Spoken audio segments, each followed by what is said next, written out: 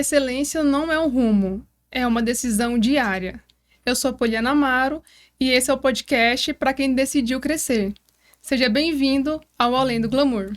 Esse é o primeiro episódio do Além do Glamour e quero começar do jeito certo, sem romantizar, sem discurso bonito, mas com uma convicção que eu carrego para toda a vida. Sempre dá certo.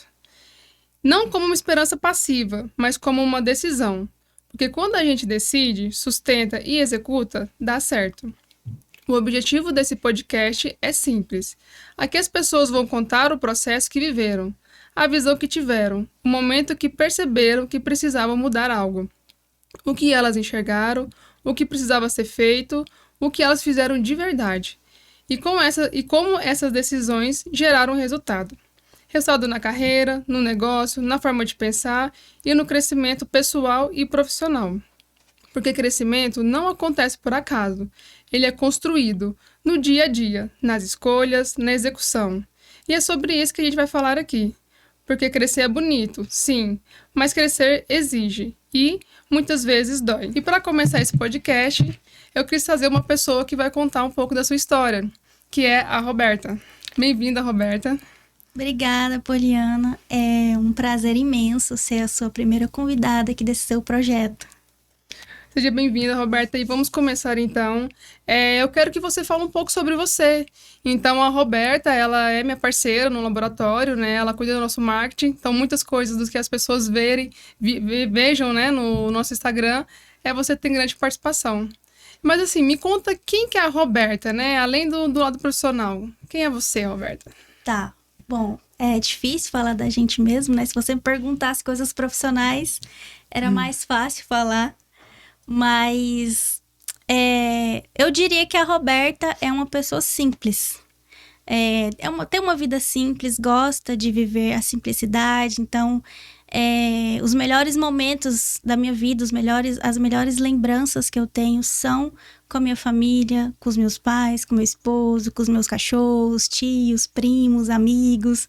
Então, assim, eu gosto da simplicidade, de estar junto, de juntar todo mundo ali para assistir um filme, maratonar uma série, jogar um jogo de tabuleiro, passear com os cachorros. Então, assim, é o que eu mais gosto de fazer. Então, eu me defino como uma pessoa simples. E que sabe aproveitar bem, né? Todos os momentos sim. ali, família, né, com você. Eu acho que sim. Roberta, e qual a maior mudança que você percebe de você de uns anos pra cá? Bom, quando eu era adolescente, eu era uma adolescente, assim, com muitos sonhos. Sonhava em viajar pra fora, morar longe. Eu tinha um sonho, assim, de trabalhar com cinema. Então, eu queria viajar pra Hollywood, viajar pra Europa. Então, com o passar dos anos, eu fui percebendo que isso não era tão importante assim.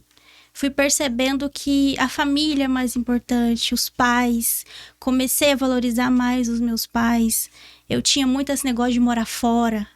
Eu consigo morar fora, tá tudo bem, eu não vou sentir saudades. Então, eu acho que essa foi uma grande mudança, eu perceber que é importante ficar perto da família, ficar perto dos meus pais. Eu sou filha única. Então, eu vejo que foi uma grande mudança. Da Roberta adolescente, cheia de sonhos, com a Roberta agora adulta, foi realmente valorizar mais a família, principalmente os meus pais. Então a gente vê que isso é muito importante para você, né? O detalhe do dia a dia ali, o estar com a família. Sim. E você decidindo estar mais perto, o que você vê que te gerou de crescimento, estar perto da família? Eu acho, assim, que você começa a enxergar certas escolhas, né? Por que os seus pais fizeram aquilo? Por que eles abriram mão? Né? Coisas que você não entende quando você é jovem. Então, você começa a entender por exemplo, o que a minha mãe teve que abrir mão para ser mãe, para cuidar de mim, para me dar uma boa educação, o que meu pai precisou fazer. Então, você aprende a enxergar mais o lado do outro. Você pega ali uma sensibilidade, você começa a entender por que essa pessoa tá nervosa. Você cria, assim, sabe, uma sensibilidade de entender o momento da pessoa, as escolhas da pessoa, por que a pessoa fez aquilo, por que ela passou por aquele momento, por que ela reagiu daquela forma. Então, acho que é uma sensibilidade, assim, que você começa a enxergar ali nas pessoas, começa a se pôr no lugar delas e a compreender mais. Eu acredito que é isso.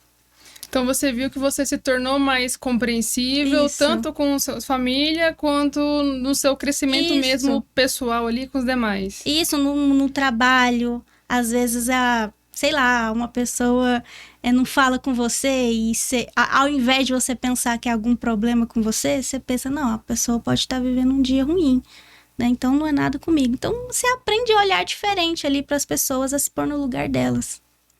Vive mais leve, né? Isso. Vamos falar que a gente vive mais leve dessa forma. Quando a gente não pega a responsabilidade que talvez seja do outro ali, né? É isso mesmo. Roberta, e nessas decisões que você teve que tomar, você sentiu que você demorou a tomar alguma? Você percebeu que ela era... Depois que você tomou, você percebeu que era inevitável? Teve alguma situação assim? Tá, deixa eu pensar aqui que essa é um pouco mais difícil. Mais profundas, né? Uma decisão... Assim, eu acho uma coisa legal de falar de decisão. Que eu, antigamente, né, ali, adolescente, até os 24, 25 anos, eu estou com 32 hoje em dia, mas até os 25, mais ou menos, eu era uma pessoa, assim, que era pouco tolerável com os meus próprios erros. Eu errava e me martirizava, era aquela pessoa que ficava se sentindo mal. E aí eu aprendi, eu percebi que se perdoar, relevar os erros, era uma decisão. Não era uma coisa assim de você esperar você se perdoar, você esperar um momento ali que, não, tá tudo bem, agora eu posso me perdoar e relevar.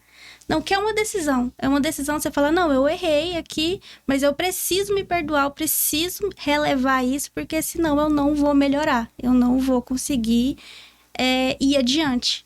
Então, porque se martirizar, não se perdoar, é uma das coisas assim que trava. Te trava de crescer, te trava de partir para um novo projeto. Então, eu acredito que se perdoar é uma decisão. E o que você falou é muito interessante, porque, assim, o perdão, ele não é para o outro, né? Ele é pra gente.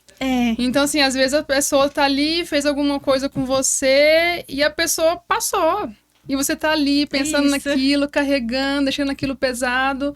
Então, quando você perdoa, é você, trazendo essa leveza pra você, né? Isso. E é uma decisão também. A gente não sente o momento certo de perdoar. É uma decisão. É muito individual, né? E isso impacta tanto você, a primeiro princípio, quanto as pessoas ao redor, né? Porque acaba que a sua atitude de ficar mais leve por liberar o perdão, acaba que muda a sua tratativa ali com outras pessoas, né? Isso mesmo. Muito bom. E quando você percebeu isso, que você precisava tomar essa decisão, aconteceu alguma coisa assim que você pode compartilhar? Teve alguma situação que você falou, não, eu preciso de fato tomar essa decisão porque vai ser o melhor? Bom, não teve um fato isolado em si. Foi eu percebendo mesmo que não perdoar a mim mesmo, né? Que a minha dificuldade era perdoar a mim mesmo. Não me perdoar, não me relevar, não ser assim, digamos, a minha própria amiga, né? Ia me travando. Eu ficava ali mal, Sempre fui uma pessoa que gostou muito de fazer projetos, fazer planos. Se eu não tiver um plano, um projeto, eu fico meio perdida. E isso tava me atrapalhando.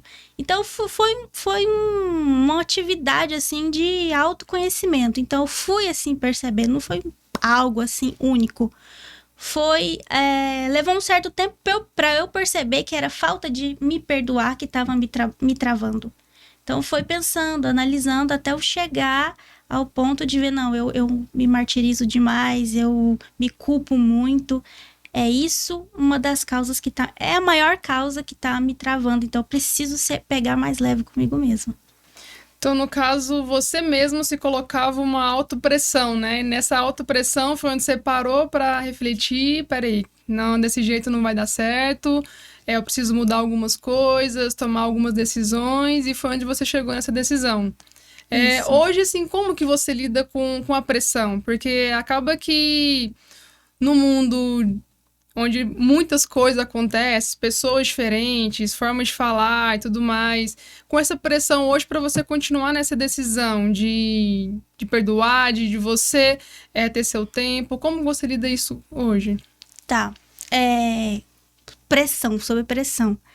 É interessante falar sobre isso, porque eu odeio viver sob pressão, acho que ninguém gosta. Só que eu me dou muito bem com a pressão. Eu acho que quando eu tô sob pressão, não sei o que acontece no meu cérebro, sei lá o que acontece, mas é onde saem ali os melhores trabalhos. No lado profissional é onde saem os melhores trabalhos. Na vida pessoal é onde eu tomo as melhores atitudes. Eu nunca tomei uma atitude errada sob pressão.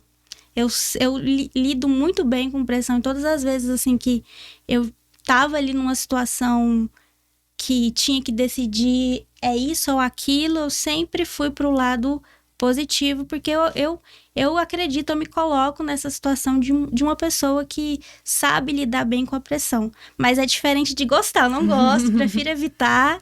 Aprendeu a lidar. Isso, mas eu lido muito bem, assim, com a pressão. Então, a gente já viu aqui que você tem seu propósito, você tem sua linha ali até onde para você é seu limite, suas decisões. Com relação ao que você faz hoje, né? Dentro de tudo que você já veio nessa caminhada, nessa mudança interna, de algumas mudanças de rota, conta pro pessoal, o que você faz hoje? Que essas decisões afetou no que você faz hoje e como que é o seu trabalho hoje? Tá. Lado profissional? Sim. Tá. Bom, eu acho assim que essa decisão, essa minha decisão de ser mais leve, de me perdoar, refletiu também na questão de eu ser muito perfeccionista. E o perfeccionismo, pelo menos pra mim, é uma coisa que sempre me derrubou também. Derrubava meu trabalho, derrubava meus projetos na vida pessoal, projetos no trabalho, porque parece que enquanto não saísse perfeito, não tava bom. Então, eu tive que aprender a, digamos assim, é melhor você começar mal feito do que não começar. Desse negócio, eu não vou começar porque não tá perfeito. Então, é melhor você começar mal feito e no mal feito você ir aperfeiçoando até chegar no seu melhor. Do que você nunca começar porque você acha que não tá pronto. Então, dar uma chance pra si de começar mal feito. Claro que não vai ficar mal feito, porque uma pessoa perfeccionista não entrega o mal feito. Mas pelo menos começar. Começar mal feito, começar feio, começar mediano, que no processo ali você vai aperfeiçoando e entregando o seu melhor. Então, eu acho que fica ser uma pessoa mais leve quando se é uma pessoa que se cobra demais, permite isso, você começar mais os seus projetos. Você tocou até num ponto da questão do perfeccionismo, né? Então, que você tem isso com você ali, foi melhorando, né? A ponto de não deixar nada parado. Mas teve algum momento que você deixou algum projeto parado e você teve que, lá na frente, tipo assim, aquela oportunidade voltou e você aproveitou? Tem alguma coisa assim pra você contar pra gente? Tem. Eu tenho muita vontade de escrever um livro. Mas não que eu quero ser escritora, nem nada, vender horrores, ser uma escritora de best-seller, não. É uma coisa pessoal. Desde criança, adolescência, eu gosto de escrever. E aí eu tinha esse projeto de escrever um livro meu pessoal, nada assim profissional mesmo. Era um projeto assim pra eu me orgulhar, pra mostrar pra minha família ler. E aí, quando foi esse ano, eu vou voltar com esse projeto. Então, vou me organizar ali, que esse projeto, eu vou retomar ele como uma coisa assim de, digamos, ativar um pouco daquela Roberta da infância, aquela Roberta da adolescência, porque você vai ficando adulta, você vai esquecendo, né, de quem você era, seus sonhos, seus projetos, vai deixando a vida adulta, a correria da vida adulta tomar conta de você e esquece um pouco aquilo, a sua essência, digamos assim, né? Então eu percebi que esses projetinhos, né, antigos da adolescência era uma forma de retomar ali a minha essência, que às vezes a vida adulta tenta roubar um pouco, né? Então, esse ano eu quis trazer esse projeto de novo, assim, nada profissional, nada assim que eu queira publicar nem nada, mas é só para falar para mim mesmo, não, você tá se priorizando. Você tá priorizando algo para resgatar ali um pouco da sua essência que foi perdida na vida adulta.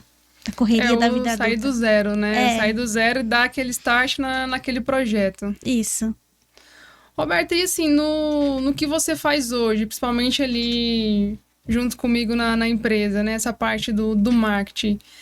De onde que veio isso? Como que iniciou? Ah, tá. Então, já dei algumas pistas aqui, né? De que...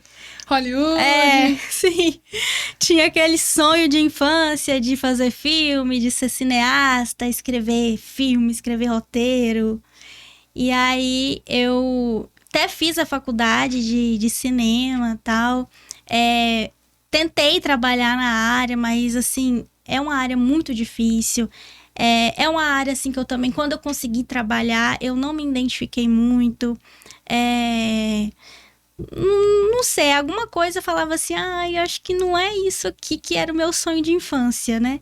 E aí eu fui migrando aos poucos. Aí começou a parte da escrita criativa, e aí eu fui vendo algumas oportunidades de trabalho, aí eu precisava aprender alguma coisa, então eu vi ali no mercado a necessidade de você, um exemplo, né? De você fazer um design. Então, fui atrás de aprender. Uma necessidade ali de saber editar vídeo. Então, fui atrás de aprender. Nunca fui assim de ficar fazendo vários cursos, não. Sempre fui de aprender sozinha. Ia atrás, aprendia e tal. Então, foi, digamos assim, que esse sonho Hollywood, cinema, que me trouxe, assim, pro marketing, né? Então, gosto muito do que eu faço hoje em dia. Não me vejo trabalhando com nada, assim, além do criativo. Gosto de trabalhar com a criatividade. Uma vez eu vi ali uma especialista ali, uma psicóloga falando de pessoas criativas, que a pessoa criativa, ela não consegue ficar sem criar. Se ela não cria alguma coisa, ela fica triste, né? Então, pessoas criativas têm que trabalhar com criatividade, porque senão elas se anulam. Então, eu não me vejo trabalhando com alguma coisa que não seja criatividade. Então, eu vejo ali o meu trabalho ali com a Ferreira Amaro, com você, muito criativa, exige muito criatividade. Então, eu gosto, me dá muito prazer. Que legal, Roberto, que legal. E assim, que tipo de problema que hoje você resolve? Só para ficar claro, o que o seu trabalho ele lhe proporciona? Bom, eu costumo enxergar o jeito de deixar as coisas mais interessantes, digamos assim, né? Que no mercado de trabalho, nem tudo é interessante, né? Por exemplo, uma prótese dentária, né? Olhando assim, uma prótese dentária, Meu Deus, fica até assim. né? Não tem nada de interessante. Então, o meu trabalho é deixar interessante, é deixar atrativo, é trazer mais próximo a comunicação do público-alvo, chamar a atenção, é entender a essência daquela empresa, a essência ali do empresário, e mostrar a essência, não só o produto, né? Porque produto tem vários. Tem vários laboratórios de prótese, né? Então, acho que a essência da Ferreira Amaro, né? A essência ali da empresa, ela tem que falar mais alto do que o próprio produto. Porque, às vezes, não uma pessoa compra de alguém, não é porque ela é a melhor. Não é porque ela tá comprando do melhor, mas ela tá comprando daquela pessoa que ela se identificou. Então, além de você mostrar o produto que a pessoa vende, você mostrar a essência ali para as pessoas poderem se identificar também. É muito bonito, assim, de ver, né? Porque não é para qualquer um. fazer o que você faz, trazer, igual você falou, essa essência ali, né? A pessoa faz, às vezes tá no bastidores ali, mas como deixar isso atraente, né? Então, é muito bonito. E olhando para isso, Roberta, o que você viveu no processo aparece claramente no que você faz hoje. Então, toda essa trajetória do que você viveu, passou, o que isso ele aparece claramente? No meu trabalho? Sim. Eu acho que é aprender a fazer uma leitura do outro, né? Você tem que aprender a fazer uma leitura nas pessoas que você está trabalhando, na equipe que você está trabalhando, uma leitura no ambiente, uma leitura na empresa em geral e uma leitura também no mercado, uma leitura no consumidor. Tem que ter assim um feeling, né? Uma sensibilidade para você fazer uma leitura para poder passar a mensagem da forma correta para o receptor. Então, é uma leitura, uma sensibilidade, né? Porque, às vezes, o que eu acho como tem que ser dito, na verdade, não é do jeito que o receptor vai receber. Não é do jeito que ele vai entender. Então, tem que ter essa sensibilidade, assim, do que eu quero passar, do jeito que o outro vai entender também. Então, o que você faz e tem muito a ver com além do glamour, né? Então, a pessoa vai ver o glamour, mas o que tá por trás ali envolve muita coisa, como você falou, de sentir mesmo de fato, né? O que precisa ser mostrado, o que precisa aparecer. Então, é realmente um feeling, né? Uma coisa bem própria. Isso, é uma coisa assim que não dá pra explicar, é difícil assim poder ensinar. Se sentar aqui alguém agora comigo e pedir pra ensinar é difícil, né? Porque é uma vivência, né? Realmente é uma sensibilidade que a pessoa ali tem que sentir. E, não sei, é difícil de explicar. E pensando nisso, vamos agora para uma questão mais íntima, assim, digamos, né? O que você diria para quem quer crescer e ainda está esperando esse momento perfeito? Voltando ali na parte que você falou de projetos que vamos começar e depois a gente vai melhorando, porque se você não tivesse começado lá atrás, então o que você já construiu até hoje talvez não teria acontecido, teria sido de uma outra forma, talvez nem teria sido esse caminho. Então, o que você diria para essa pessoa que quer começar, mas ainda tá assim, meu Deus, não, agora não, daqui a pouco. Olha, eu diria assim que sempre parece mais difícil do que é. Então, todas as vezes que eu recebi uma oportunidade de trabalho, sempre eu achei que era muito difícil para mim, sempre. Na Ferreira Amaro, por exemplo, eu achava que era super difícil. Mas eu fui mesmo assim. Então, todas as oportunidades, eu sempre achei que era difícil. Chegando lá, eu vi que não era nada disso. Então, sempre é mais difícil, assim, na nossa cabeça do que realmente é. Então, a pessoa dá uma chance para acreditar nela mesma, dá uma chance para aprender no processo. Às vezes, a pessoa pensa assim, eu não vou ali para essa oportunidade porque eu não sou capaz. Mas ela pode se dar uma chance e ela pode se fazer capaz no processo. Então, eu acredito nisso. Muito forte, Roberta, muito forte. Tipo assim, eu fico pensando nisso, sabe? Da questão de tirar aquele projeto da caixinha e começar a executar. Então, teve algumas questões, que eu parar para pensar em laboratório que você falou, né? É muito difícil de explicar isso e de dar esse start. Você foi lá, abraçou a causa, viu como é que era e trouxe essa essência, né? De realmente eu vou desafiar e eu vou dar conta. Igual você falou uma frase muito bonita, né? Nem tudo é tão difícil quanto parece, né? Foi isso que você disse? Sim, é mais difícil na nossa cabeça do que realmente é. A gente mesmo que às vezes cria, né? Sim. Cara, muito bom, muito bom. E que além do glamour, ele é isso, né? Ele é sobre decisão, a postura, o de fato ir lá e fazer, né? Porque se a gente pensou, possivelmente aquilo ali, ele não veio à toa, né? Veio para de fato acontecer. Então, ir lá e executar, né? Cara, muito bom. Eu agradeço muito, muito, muito a sua vinda até aqui. nesse primeiro episódio do Além do Glamour. Então, se a gente conseguiu trazer clareza, né, para alguma pessoa de tomar decisões, de ver o processo, de que não é ali só de fato a chegada, né, é o caminho, isso aí já foi o válido de tudo. Foi muito bom, Poliana. Achei que eu ia travar mais, até que eu consegui falar bastante coisa, né? Então, agradeço demais seu projeto aí, é muito bom. Espero que decole e que tenha muitas outras pessoas aqui no meu lugar conversando com você nos próximos episódios. Muito obrigado por acreditar. E esse foi o primeiro episódio do Além do Glamour.